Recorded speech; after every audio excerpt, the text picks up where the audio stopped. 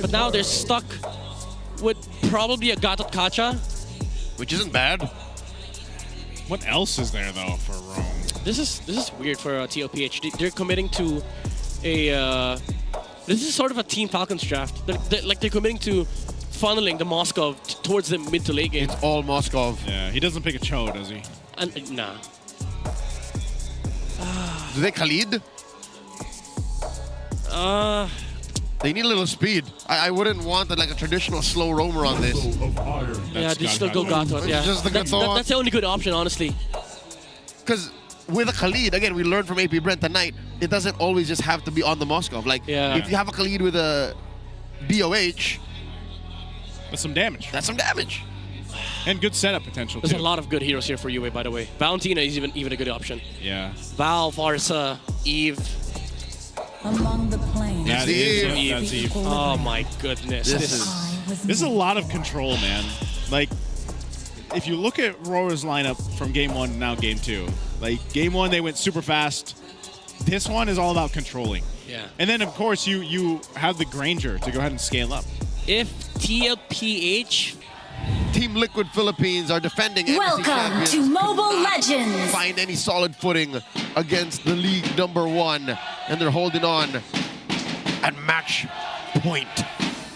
This is going to be an interesting one to see how it starts out again. But yeah, that's my main concern, that you're just going to be fighting into that death box of RORA. That's exactly what they want to set up around objectives. If they don't go for pickoffs or anything like that, they don't really need to. They can find around objectives. Yeah, it's going to be tough here for TLPH. Their win in the first turtle is an absolute must. By the way, Light is just... He's just there. Yeah. He's still there.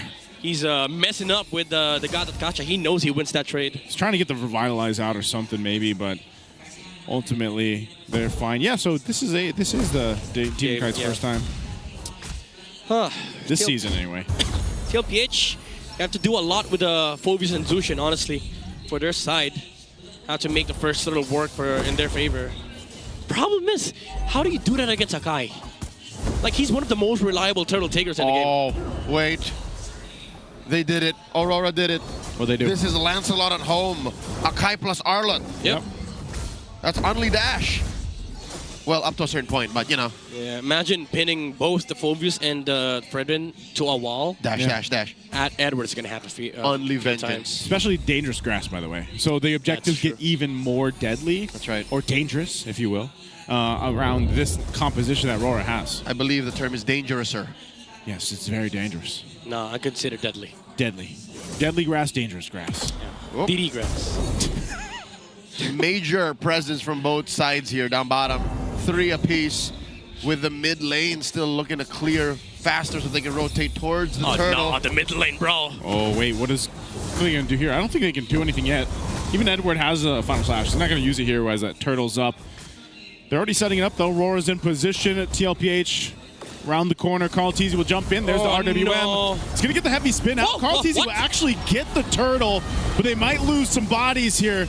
A Spear Destruction is going to come through. JP and Carl fall down. 2 kills for Aurora, possibly looking for another, and it's a double for UA. So you might have gotten the objective, but you lose 3 to Aurora. As impressive as that is, that's not the first time we've seen a Fredrin under a heavy spin get the retribution. There are windows within that mini stun. Yeah. But again, it's still impressive and oppressive what Aurora is doing in a liquid. And that's usually the response against the Akai. But again, this does put a big problem for TLPH because you lose early game, mid game once again becomes the turning point. Light, he's not getting away. It's a good pickup though for TLPH. At least to get something in their hands over here, because again, it was looking like you give Aurora too many of that, they're going to go ahead and just snowball again, just like they did in game 1. That is again the Northern Lights MO. Flawless early game that leads to an inevitable mid-game finish. Yep. And now their next agenda for Aurora is make sure that Domikite gets the double lane. Every lane right now is guaranteed protection from Aurora. You see the rotations coming out from Light. He's just serving to protect the river for Domikite to cross. That's so finesse, though, when you get to see Arlott played And with this, I think Oheb might have to count on some of this help. Oh, the Unbreakable. It's going to be charged up. A spear into the wall, too, but a flicker from Dominkite, and he's still alive. Dominkite survives what he should have died, or he should have died, and even Light comes up a little bit just to hold the lane. Cold-blooded escape. Dominkite knew that he was not going to die. He had the moves. Those are the moves and grooves, man, right there. I don't know. Honestly, that's a little too conservative for Oheb. He could have committed for the flicker, got the trade, but they're going to be happy with the forced flicker from Dominkite. But again, question is, can you actually stop them from taking the second turtle? Because if they still take this for Aurora, it might just be the death blow once again. Okay. Whoa! A flicker in with the final slash. Again, under the turtle. What? Carl Teasy will get it. A Spear of Destruction comes through. Carl Teasy, Appraiser's Wrath. They're going to fight it out anyway. Dominkite already getting kill. Sanford? They're so low. Sanford's in trouble now, too. JP jumps on forward, but he takes a shot as it's a double for Dominkite. Again, the space, and it was only Light that goes down. Yeah, you went with the position. He turned to the right side. He wasn't in the radar of TLPH, and he was able to slow down the other members of TLPH. They couldn't chase for more, and it allowed Dominkite to actually just free hit from the front lines. And that's deja vu again, right? A favorable trade for Aurora for the turtle.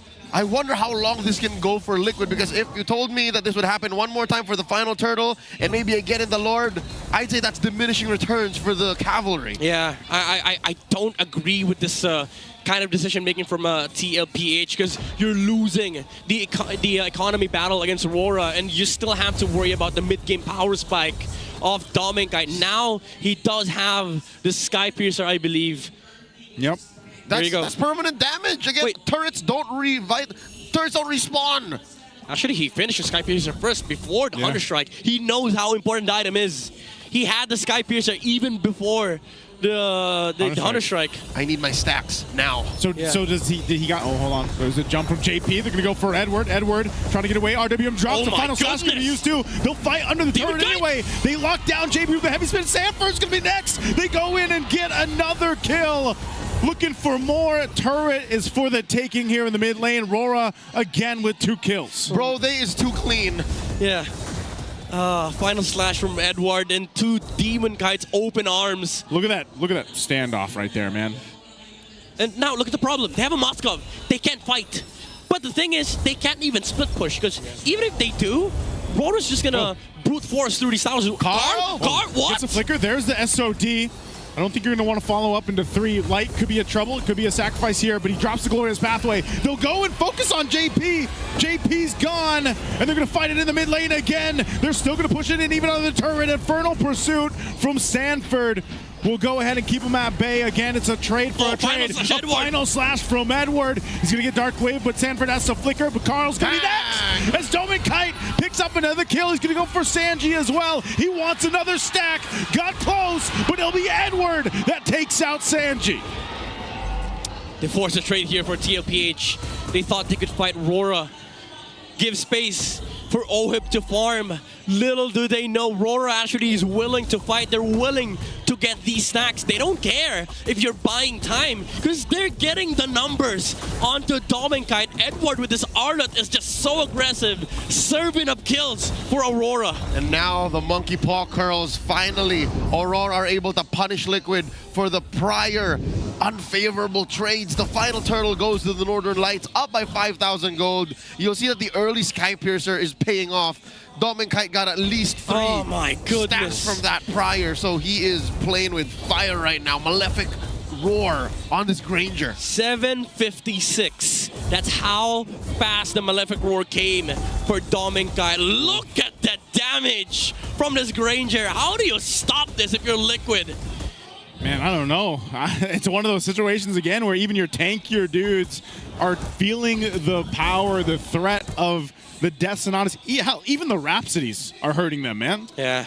2K gold advantage for Dominkite. This is, again, the mid-game momentum that we were talking about during the draft. TLPH, they got greedy with this Moskov pickup. They thought if they are able to halt Aurora's early game, they could find the farm.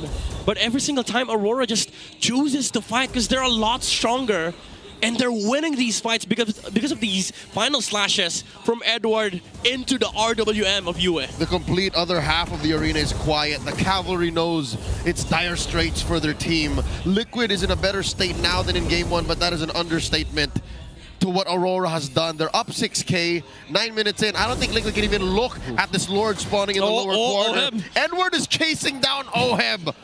This tale of former teammates just keep on adding chapters. Yeah, he knows how much of a lead he has too. He's like, I'll hunt you down if I have to. Yeah, you don't have the damage, sir. He's not in any shape to fight Edward either. Yeah, he's not. They gotta wait for 2 Lords, honestly, for TLPH, but Aurora, they have all the time in the world. Lord's gonna be spawning in 5 seconds. They probably wouldn't care if TLPH contests, because honestly, they could just fight again. They have the final slash, they have the flickers, they all have the skills and spells to fight into TLPH. This SOD threat is non-existent at the moment. Kite brother. There you go. He jumped in. Carl went in just to grab the small camp. He's going to get RWM, and he falls right before this Lord. It wasn't worth it. They were already going to get away with highway robbery. The orange falls, and now the Lord as well. The push-up top. Rora's taking everything. Yeah, we were just mentioning it, man. Like, again, oh, the block as well from Yue. Look at that positioning. He saw the spear. He saw the spear came from the top side. And just the mindset of Aurora, it feels like they see everything. Sanford and Oheb waiting patiently here, but they're not going to fall for it. They know that that's a dangerous bush right there. Light will go ahead and check it out. They want to get this last shield down if they can, but they maintain it. But they're going to have a whole lot to deal with once that Lord gets ready. Dude, that turn onto Carl TZ, even committing the RWM, they know the assignments. Yeah. Rora applying pressure, really looking to pop this holy shield down bottom. Liquid making a last about a minute longer again. That is the threshold of the holy shield, 12 minutes. Lord marching in mid. This is a slow but inevitable end that Aurora are looking at. They're up 9,000. This is a totally different state of firepower that compared to what Liquid can bring. Yeah, 3 waves too coming out from Aurora. Mind you, there's flickers on all heroes on the side of Aurora. An immaculate sink from the Northern Lights. Top lane applying pressure. Mid has already fallen. Liquid is feeling the heat. Even in their own base, they're not safe. Oh no! Oh no! Final slash going to be used to take out Sanford. Was trying to just go ahead and keep that turret up.